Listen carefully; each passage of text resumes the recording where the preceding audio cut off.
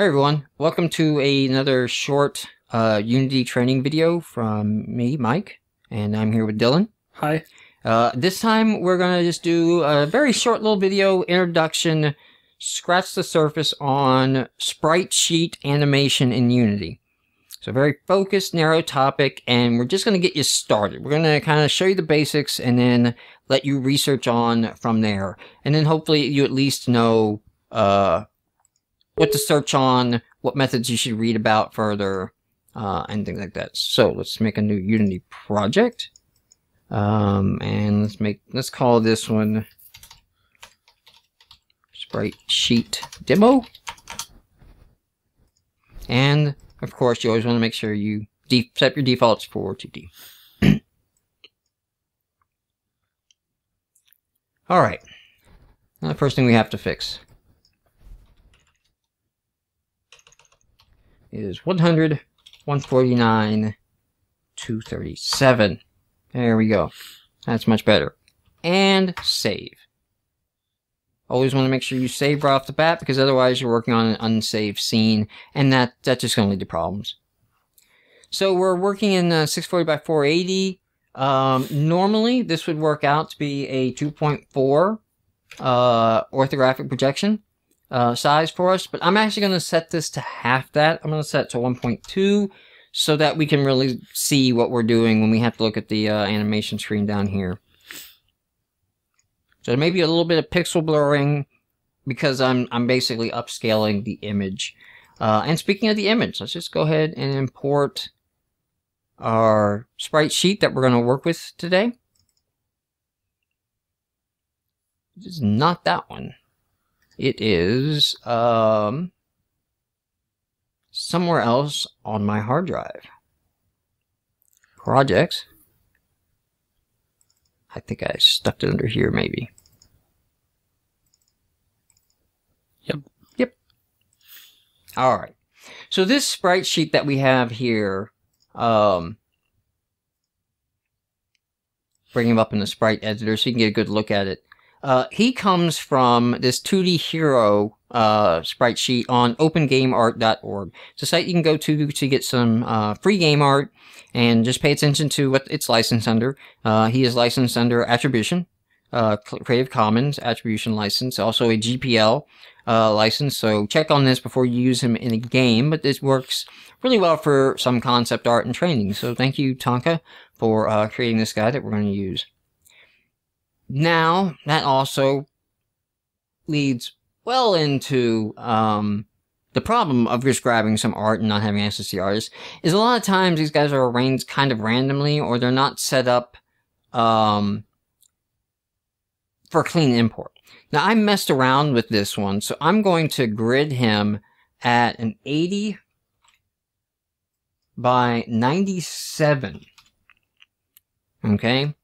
And this number works really well on this this sprite sheet to get these first two rows to pretty much center up. But after the first two rows, this one starts to drift. This one really drifts. These guys are splitting frames. So an alternate thing that you could do is you could come into the sprite editor and slice it automatically. And then it'll box up on every sprite really well. But at this point, you need to come in and make sure all these center points are in the same place. So it might be a little hard to tell, but you could kind of tell, like on this one, it's over his tie. By the time you get to this frame, it's in front of his tie. So if you animated off of that, it would look like he shimmied back and forth. And you would have to spend some time adjusting these center points here and getting them to line up. And don't quit snapping. Unity likes to snap it to where you left it, so sometimes you have to like drag it up here, drop it, and then, oh, now you just want to snap to center. So you might actually have to hand edit the pivot, set it to custom, and then get in there and line it up on his tie. And I want to make a whole video of me just doing that, right? So we're going to go back to grid, and we're going to slice it in a way, because we're only going to create two animations. Like I said, this is to get your feet wet. We're only going to create these first two. We're going to create a walk and an idle. So I got the sprite sheet. I brought him in. I'm going to set it to point so that it does a little bit better on pixel. And we're just going to let him be true color so that he imports nice and clean. And we can see that he did down there. And you can kind of use the arrow keys here. And you can page up and down to see that, yes, he looks like he's all lined up. The walking looks like he's lined up. And then when I go to the gun out walking, you can see he drifts. So I would have to fix those pivot points before he's really usable for animation. Because you do not want to get into tweaking up the location of the sprite in the animation, because it's going to affect a whole bunch of other systems like physics, and you're going to have to come up with weird workarounds so that it doesn't. So you really want to make sure the sprite sheet is clean. And he is for the two animations we care about. Okay, so let's take the first sprite here and drop him on, and I'm going to call him Cop Guy. Maybe. He's like a Dirty Larry, maybe. Okay, so we got him on the screen, and to animate him, the first thing we need to do is give him an animator component, which is under miscellaneous. You have an animation, that's not what you want. You want animator. Unity's in kind of a weird position at the moment because they have revamped their animation system in 4.0. And they have some legacy stuff in here, so what we want is the animator. And to make the animator work, we're going to need to create an animation controller. And I'm just going to call him Cop Guy. Animation controller. And I'll click on Cop Guy. And I will assign that to him. So his controller is set to him. And I'm going to drag this tab down here for the moment at the bottom. But this is the animator window. Okay? And the animator is kind of a state system. The other window that you're going to work with is the animation window. Hopefully this is not getting too confusing with the animator and animation. But the animation is a clip editor. And the animator plays clips and decides which clip should be active based on the state we're in. Okay? So I'll probably refer to animator as the controller and animation as the script. I'm sorry, animation as the clip, what I meant to say. So the clips go in animation and he goes on here. Right? Is that good? Yeah. No one can hear you nod. Just so you know. I don't have anything to add right now. Okay. Alright, so the first thing I want to show is we got to get a clip up for him of idle. So I'm going to click on the Cop Guy and come to animation and create new clip. And I like to go ahead and keep things a little bit tidy because you can get overwhelmed with clips. So I'm a clips folder. Idle animation. And this put an idle animation clip on the animator, on the controller surface. So now we have a state idle. It is orange because it is the default, because it was the first clip. Now, the first step on that I did was I clicked Cop Guy. That's important if you're in this window and you want to create a new clip. If I'm in this window and say I'm on camera, and I don't pay attention that I don't have idle or anything else going on, I just hit new clip. And like now I want to make his walk animation. What just happened is in my clips folder, it did create walk, but it created a controller for main camera, and on main camera, it added an animator and linked it all up, assuming that's what you wanted to do. That's not what we wanted to do. But since this may happen to you, and it's really easy to do, we just remove the component, delete the controller, we don't need it, go to the Cop Guy, and so we have his animator up, and just drag our walk animation onto the surface, and then that gives us a state. And it's gray because it's not the default. we could make it the default here, and it would be orange to let us know. I guess the key here is that it looks like you can create both animations and animators as an asset in your project or automatically on an object. Right. In fact, there's even a third way that might be the cleanest way, is to come right in Eclipse and explicitly create an animation here, and then let's just say we were going to make shoot.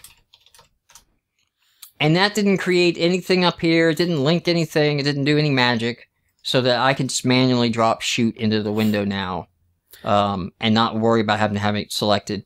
Yeah, that's one of the things I've found confusing, just because I don't know which way you're coming at it, and like working with 2D Toolkit, you typically come from, you create your assets, and then you add, you create your sprites and animations as assets, and then those get added back to the scene.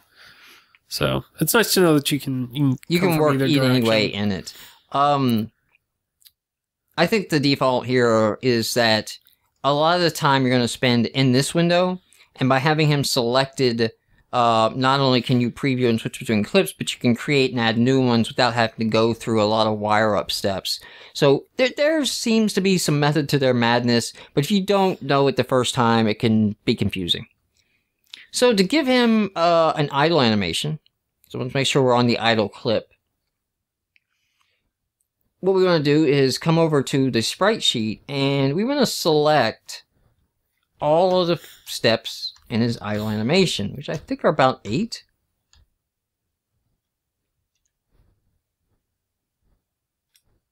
Did I select the top one? Why? Yeah, so I don't want, that's a walk Yeah, step. you're starting. Okay, so I want these. And I will drag them all in to the timeline. And when I drag them all at once, they automatically create a sequence of frames for the sprite sheet. And I can play it. And you can see he's twitching out a little bit. If he asked me if I felt lucky right now, no, I do not. You seem trigger happy and itchy. We need to slow down this animation.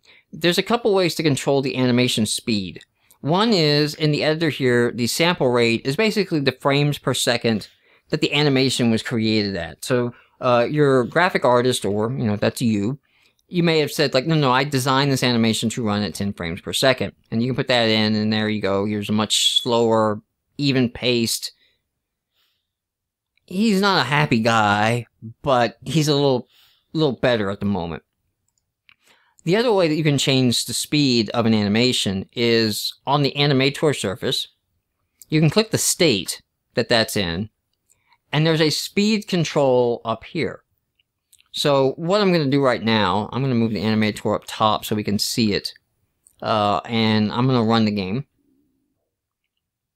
And you can see we're looping the idle animation, and I can click on idle and speed it up. And he's a little faster, and I can slow him down. And I can even run him backwards, which is hard to tell in this animation, but you could even put a negative speed in and run it backwards. The key difference between the two is you should use this speed as the artist's intended speed, and this speed over here you should use as the game adjusted speed, including if you want to manipulate it at runtime. So if something's going on and he's got the star power up and he's running twice as fast, you could make the animation sync just by changing that to 2 in code and then setting it back to 1 when his star power has ended. Okay. I'm going to get that out of our way. So I created the animations, and we talked about the speed for a little bit, but I'm going to talk about manipulating these keyframes. Because let's say I don't like this right here. I don't like this little grunting thing he's doing. What is that? What's that all about? I don't know.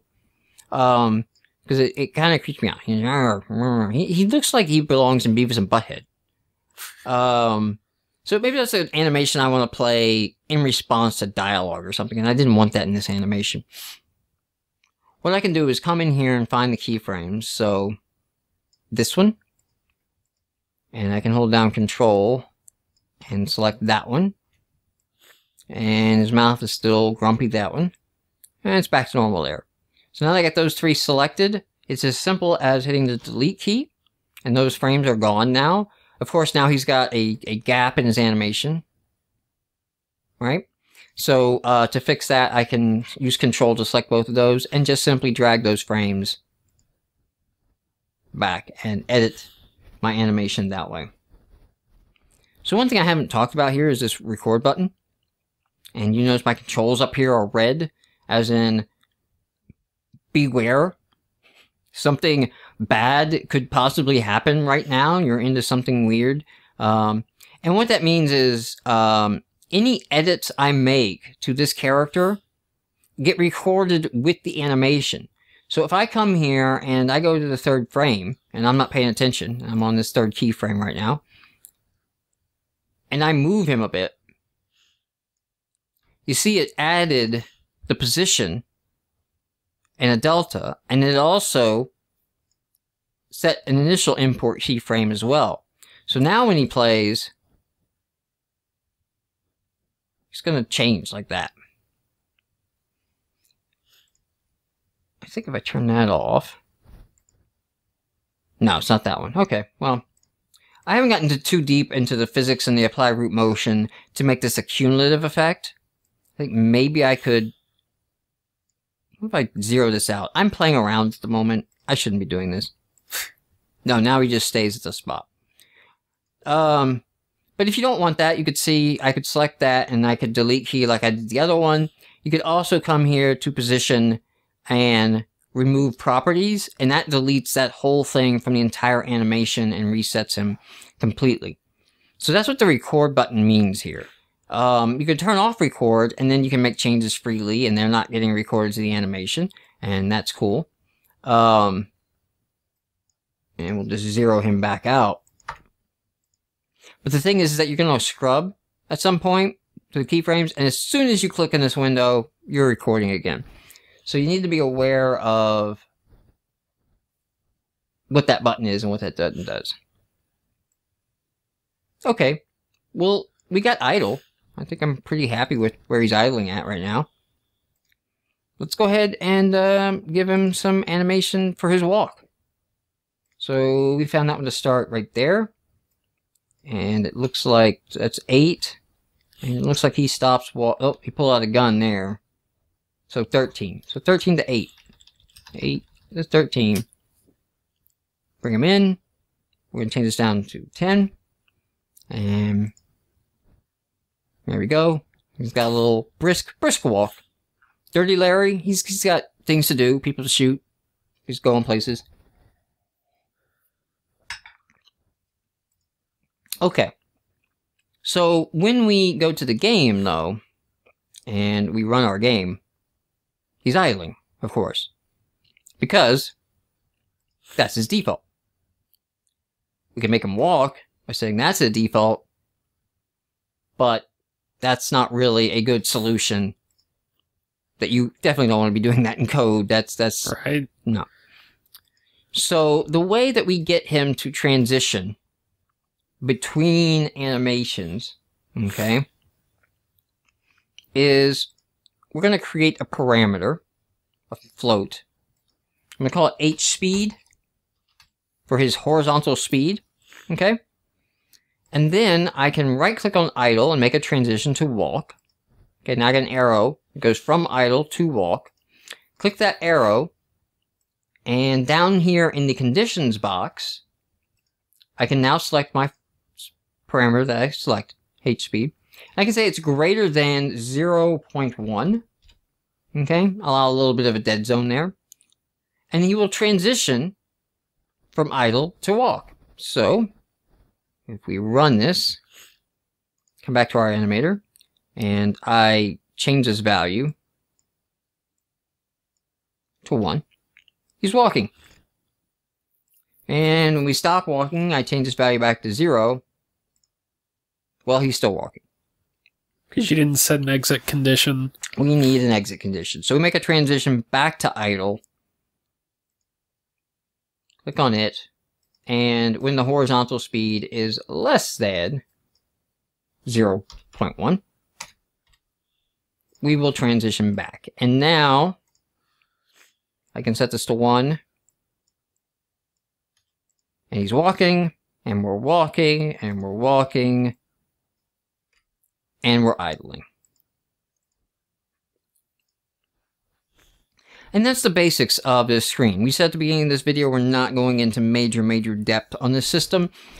You can build all kinds of complicated transitions and things like that. And one thing that you can add here is layers that you may not use in a sprite-based animation a whole lot. But if you add a layer, okay, so now I got the base layer, which you see has my stuff here, and now I got a new layer. And I can bring a clip in, or create new clips. I can bring a walk animation in, and on this layer, any components, or I might actually make a new clip, okay? I might make a gun clip, okay? That's basically the sprite that should go in his hand for the gun. And then animate the gun on this layer, and then have a parameter on this layer for what gun he should be holding. And the layers will stack so that the base layer will run, but anything, any sprite or asset changed in the layer above it overrides the layer below it. So you can build these really complex, so you have your states here to switch back and forth, but you also have these vertical stacking of states as well that you can override just one or two things. It makes more sense if you're bringing in him as components, so his arm is a sprite, his head is a sprite, his feet are sprites, and you're animating those. That, okay, you get the walk down, you don't want to do a walk with gun. That, you know, you just want to put the gun in their hand. So you can do that on a new layer, put their gun in their hand, and attach their hand to the gun, and that will override their hand movements when they were walking without the gun in their hand on the lower level. So that's kind of the tip of the iceberg here, but the last thing we want to show is wiring this all up. And we're going to have to make a script. Sorry, it's going to get into scripting at this point. Move. So here's our cop guy move script. I'm going to drop it on our cop guy, and then open him up to edit this script. And what we need to do to move him, first of all, we have to have something we can move him with. I'm going to keep him in the Unity physics system for now. So to do that on cop guy and keep him in the physics system, we're going to need a 2D rigid body. All right. We're going to turn off his gravity for now, because if I leave it on, we had this issue earlier, didn't we? Yeah. Did we figure out what we were doing wrong before? Why he's floating instead of falling? Was it? I think it was the apply root trans. Oh, was it apply root was on? Yeah, root motion. Yes. So the animation, this apply root motion and animate physics can interact depending on how you're doing your thing. So, but right now he's falling off, so I'm going to stop him from doing that. It's always good to check when you add a component. Just make sure it runs. These interact in weird ways that may not be obvious the first time you use them. And, you know, something like that could be on by default, and you're like, why is he going up? That's not good. Okay, so we got the rigid 2D body on there, and the rule is when you're moving something, you want to do it in fixed update versus update, because fixed update is called at a set interval for the physics system. And more importantly, fixed update runs before the physics system has resolved. So if you want to make any changes to the physics of something, you do it in fixed update. That way it can resolve in the physics system. And then in update, the physics system has resolved and you can deal with the consequences. So since we're going to move him, we're going to grab his rigid body 2D that we put on there, and we're just going to set a velocity on him. This velocity is going to be a new vector 2D. And we're going to take the input of our axis, get axis, there we go. Let me get rid of this. You've got an extra I in there. I always do that. I do that crazy amount of time. Times speed. So let's We go haven't defined here yet. real quick and let's set it to 2. The thing I'm not doing here, whoops, 0. I don't want him moving in the Y direction at all. Notice there's no time delta time. Because it's a fixed step interval, it is always called at a fixed interval. And it will be recalled multiple times in one frame if it needs to catch up. And it will be skipped and not called at all if the game's running faster. But it will always be called the same amount of time should elapse. So you don't do time delta time in fixed update. You do that in update. So now he should be able to move. And he does. Of course, we're not changing our animation yet. So to do that, we went the animator. And there isn't a default game object for this. The default is animation, which is the old system. So what we need to do is use the get component animator to get a reference to it. Then all we have to do simply down here to set that parameter now is set float, because the parameter was a float, that's the name, and the value, which is going to be our rigid body 2D velocity x. But we actually have one issue with that. You know what the issue is going to be? It'll sometimes be positive and sometimes be negative, but we're only testing one direction. So the easy way to solve that, mathf.abs. the absolute value will get us what we want. So now when we run this game, I'm going to move our animator up here so we can watch the states. Okay.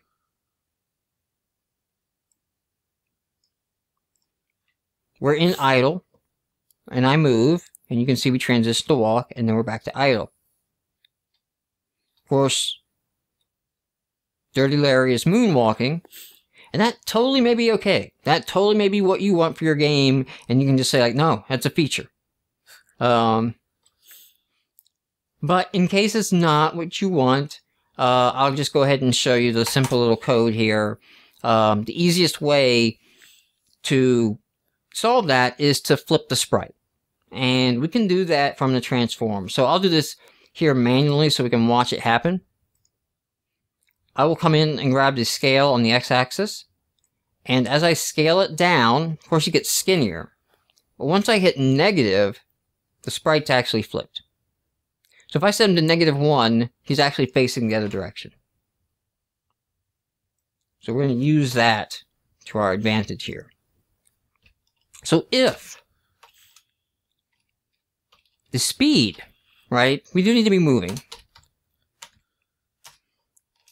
is greater than 0, so it's positive, okay? And we'll get our transform local scale, x,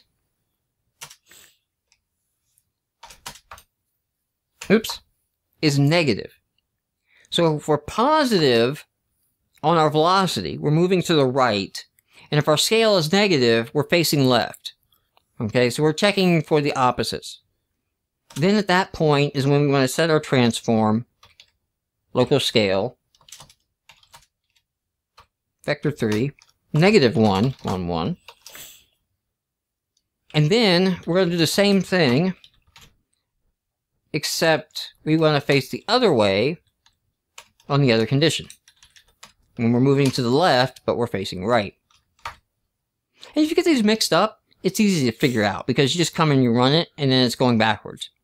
So when we move him, he faces that way, and then he's not facing the other way. Why?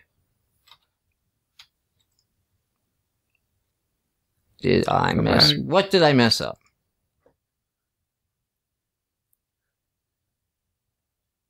Transform local scale. Let's see.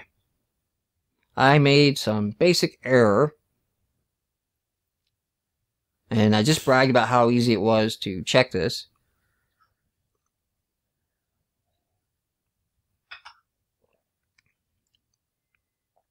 Let's just watch over here real quick.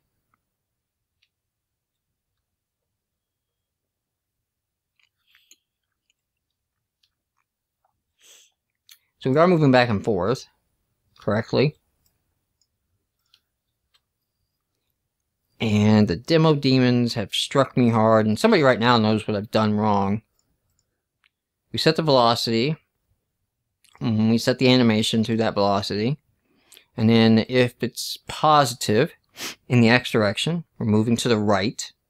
And our transform local scale is on the X-axis, is less than 0, meaning it would be negative. So we'd be going to the right and it would be negative. And we're going to set that negative.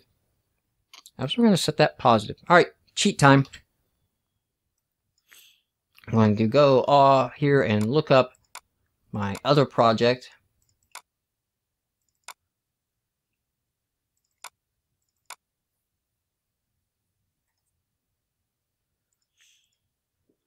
And we'll see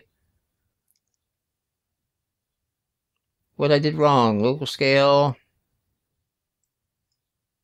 X greater than 0, X less than 0.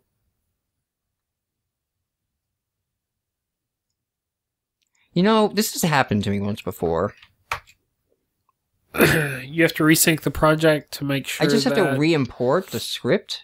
Yeah. If that's the case. Nope.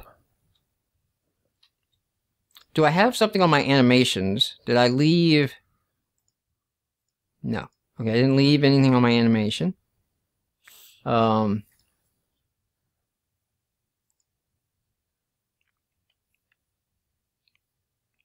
It has... I mean, this is...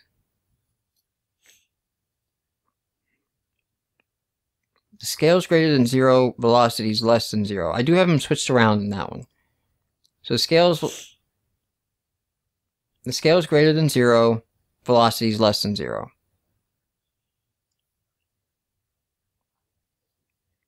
Correct? Local scale less than 0. Local scale less than 0. Yeah, no way. Velocity greater. Velocity is greater.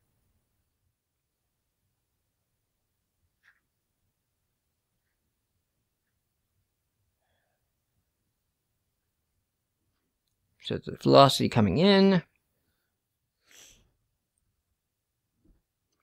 Have I somehow not been editing the right script?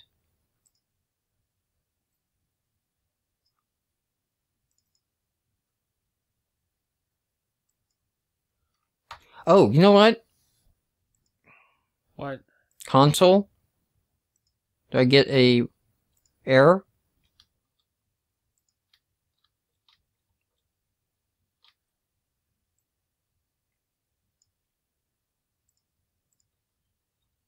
I'm not getting an error.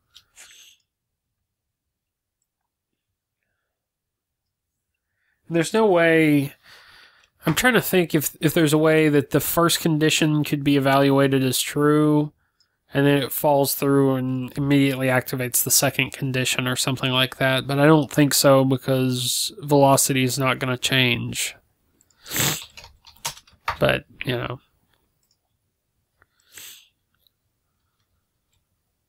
Nope. Okay, so you're going to get a live example of debugging Unity.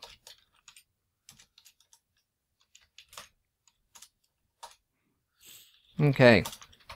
First of all, we're going to know if we're even getting called, right? Yep.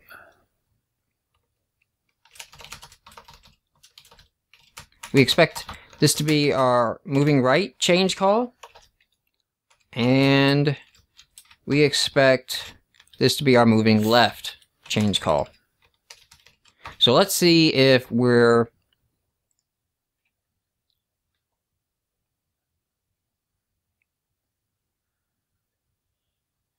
I think I might... Wait a minute. Wait a minute. No? Okay. It is transform. Okay. So now we should get some debug log messages if we're even... Hey, I clicked the wrong window and that is freaky. Okay. I just now realized what you did. Yeah. Yeah. That's great. Okay, so we're going to get the console up here so we can watch it and get the game going on down here. And we're not... Okay. So I got the move left. Oh, we just have to flip the...